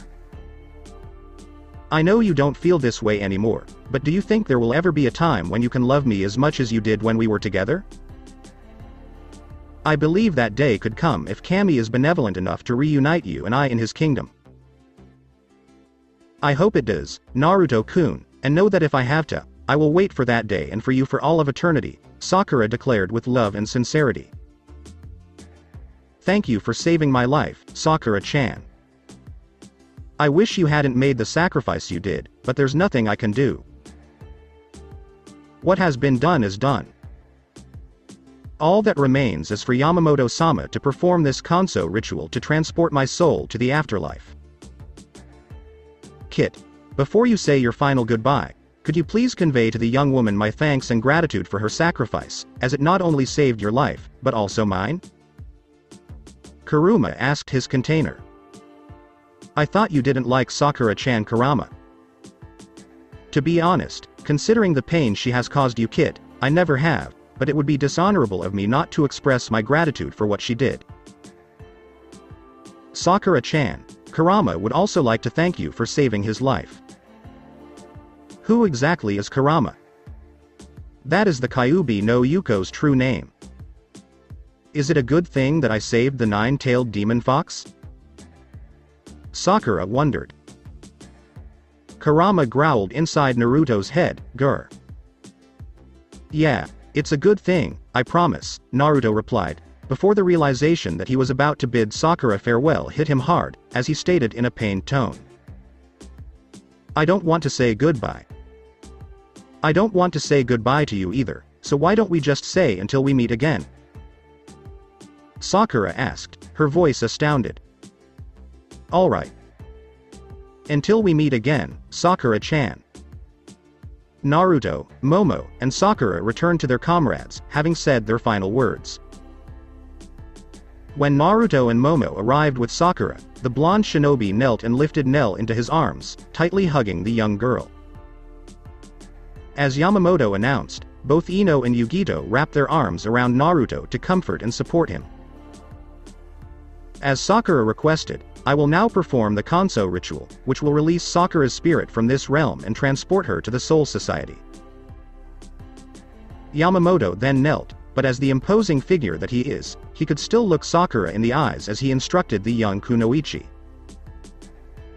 Sakura, when you arrive at the Soul Society, I want you to seek out Retsu Unohana, the Soul Society's most skilled healer, and I believe you could learn a lot from her.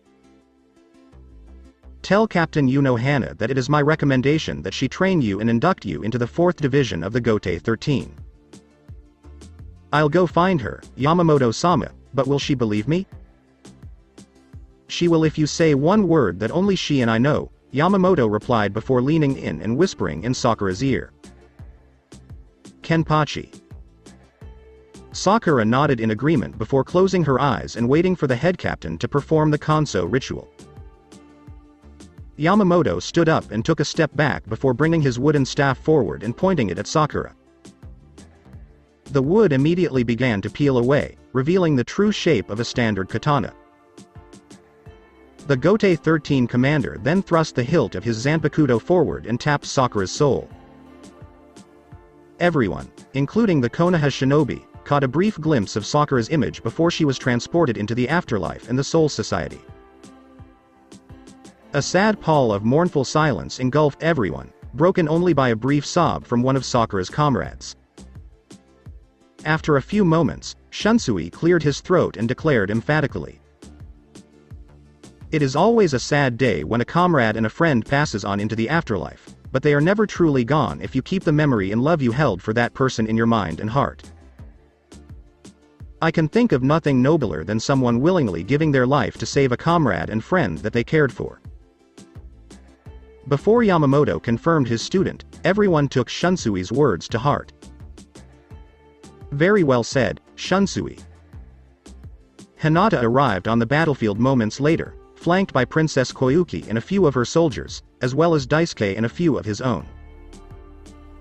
When Hinata saw Naruto and the blood-stained shirt he was wearing, she feared he was seriously injured and rushed forward. Naru-kun. When the Hyuga girl arrived, she frantically looked for a wound on Naruto before he could stop her and said, I'm fine, Hina-chan. I'm not injured. But all this blood on you? Hinata asked, perplexed. I won't lie, I was critically injured, but Sakura-chan was able to save me. Sakura saved you? Hinata asked, before looking around and seeing Sakura's body lying on the ground silent and motionless, and she gasped in shock as she approached the pink-haired kunoichi. It's too late, my Haim, you can't help Sakura-chan, she's gone, Naruto said, grabbing Hinata's arm to stop her. I'm not sure what's going on, Naru-kun, what happened? Come with me, I'll explain everything, Naruto said solemnly as he and Hinata walked away from the others to converse. The Hyuga girl was softly crying when Naruto and Hinata returned a short time later. Although she and Sakura had never been close, she still felt sympathy for her and was eternally grateful that she had sacrificed her life to save her beloved Naruto. When they returned, Yugito was propped up against a tree, clutching a sleeping Nell in her arms. Naruto and Hinata both smiled at this sight before she excused herself and she and Ino began preparing Sakura's body for transport back to the Leaf Village. While this was going on, Kakashi, Kurenai, Sasuke, and Naruto were deep in conversation about Kiba. We have a situation here, people. Lady Tsunade tasked both myself and Kurenai with bringing all of you back to the village safe and unharmed. We've already failed that mission given what has happened, but now we're faced with a bigger issue with Kiba, Kakashi lamented. What issue are you referring to? Sasuke inquired. The situation in which your attack on Kiba, and to a lesser extent Ino's attack, resulted in Kiba's death could have serious ramifications back in the village, if we bring his body back.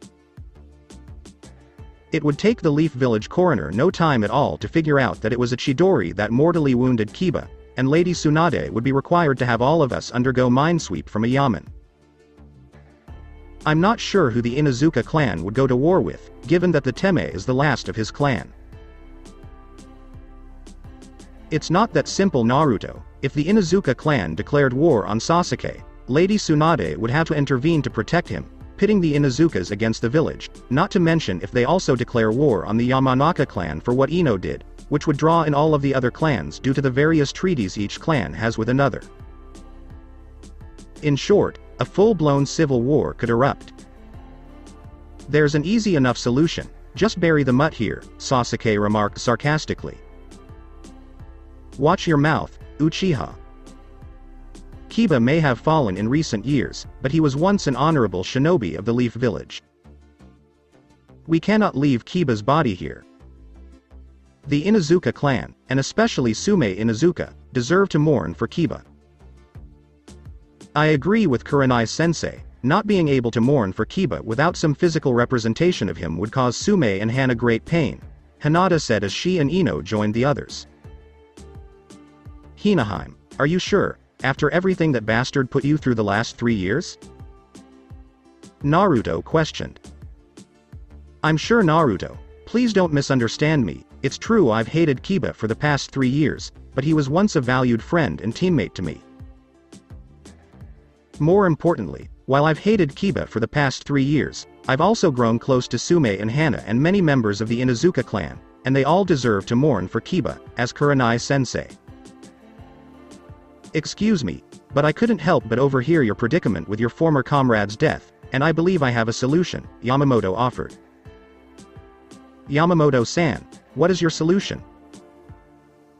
If I understand your problem correctly, young Naruto, you cannot return your former comrade's body to your village due to the circumstances surrounding his death, because doing so could potentially lead to unrest within your homeland and possibly more deaths in the future.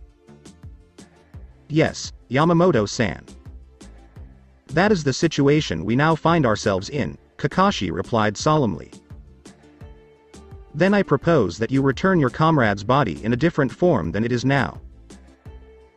What exactly do you mean by a different form? I mean, let the cleansing power of fire transmute your comrade's body and allow it to flow to the heavens. You want us to cremate Kiba? Kurenai was taken aback. It solves the problem of destroying physical evidence of Kiba's true demise, but we still have the issue of all of us possibly being subjected to a minesweep, Kakashi stated openly.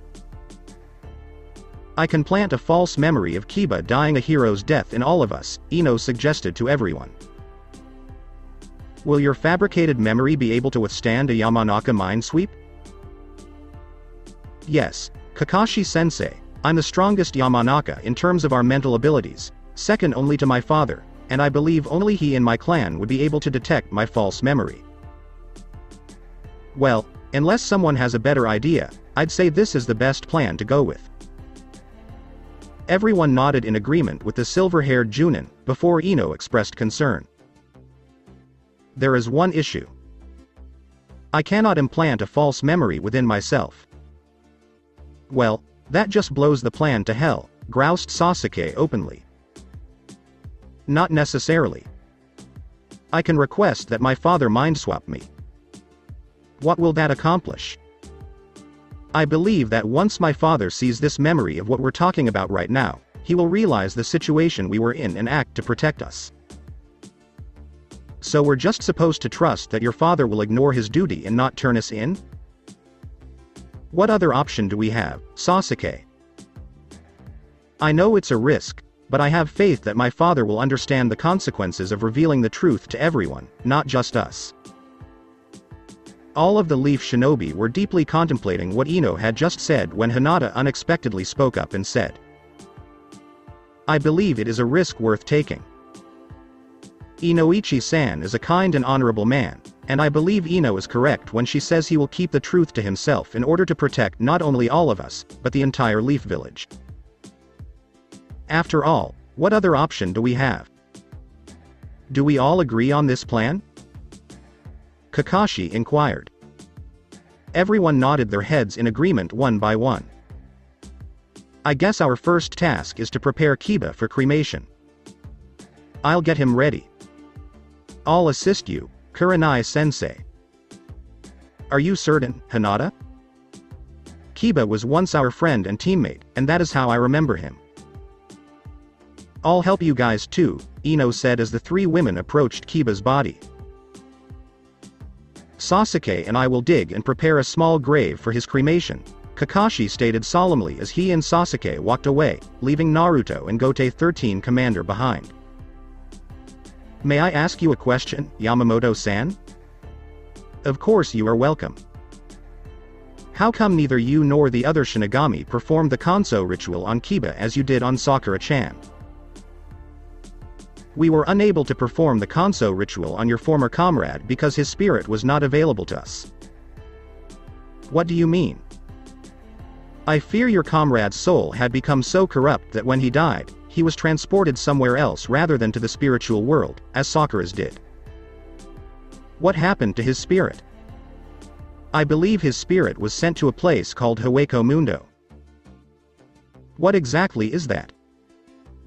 Hueco Mundo is a dark dimension that exists between the human world and the Soul Society. What will happen to Kiba there? I honestly don't know, Naruto, I don't know. Naruto and Sasuke lowered Kiba's body into the shallow grave, and everyone was given the opportunity to say their final goodbyes to him. Everyone spoke, though their laments were brief because Kiba had changed so much in the last few years that no one knew him anymore. After everyone had finished, Yamamoto stepped forward and tapped Kiba on the chest with his wooden cane. Kiba's body instantly erupted in flames, despite the fact that the Inuzuka heir probably didn't deserve it. Many of his former comrades and friends were saddened to see Kiba reduced to ashes. After the cremation and the grave had cooled. Except for Kakashi and Kurenai, who stepped forward with an urn and knelt down to begin collecting Kiba's ashes. Kurenai stopped Kakashi and said as he knelt down to help. You are not required to assist. Kiba was my student, and it is my responsibility to do this for him and his family. I know I don't have to help, but I want to. We both lost students today, so I understand your pain. It's the same pain I'm experiencing. Thank you very much, Kakashi-kun. When the two Leaf Junin had finished gathering Kiba's remains, they walked back to where the Shinigami and their comrades were gathered. So, what do we do now? Naruto inquired openly. I humbly request that Naruto gather all of your forces, and that you and all of your comrades spend tonight as the honored guests of the Land of Spring. I wish to throw all of you a celebration, as a show of gratitude for freeing my people and my land. It will also give my people a chance to see, honor, and thank all the heroes who defeated Madara and the Akatsuki. Princess Koyuki cordially invited everyone, while bowing to everyone. I don't know about the rest of you, but I could use some rest and relaxation, Shunsui announced lazily to everyone. I could use some pampering myself, Yoruichi agreed before leaning over and kissing Shunsui on the cheek. Naruto looked around at his Leaf Village comrades and noticed they were all tired, so he decided a little rest couldn't hurt and called out. Daisuke, gather all of our men and bring them to the palace for a celebration of our victory over the enemy in their honor. As you command, Naruto-sama, the large axe-wielding commander of Naruto's forces replied, before racing off to carry out Naruto's orders. Naruto turned and asked Yamamoto a question as everyone started walking towards Koyuki Castle. I want to thank you for your assistance in defeating Madara and his Akatsuki followers, but what will you do now? I've been thinking about that, and after seeing the strength you and your comrades displayed on the battlefield today, I believe all of you might be able to help myself and my Shinigami brethren. How can we assist? I'll discuss it with you later after we've settled down, young Naruto, because we have a lot to talk about regarding your future and the future of some of your comrades. Naruto wasn't sure what to make of the Gote 13 commander's last statement, but he was too tired to think about it and knew he'd figure it out soon enough. Naruto then wrapped his arms around Hinata and Ino's shoulders and walked with them towards the castle, their heads resting on his shoulder. So that's it for today. I hope you guys enjoyed it. Don't forget to like, share and subscribe to the channel for more awesome stories like this. Thank you. See you all in my next video.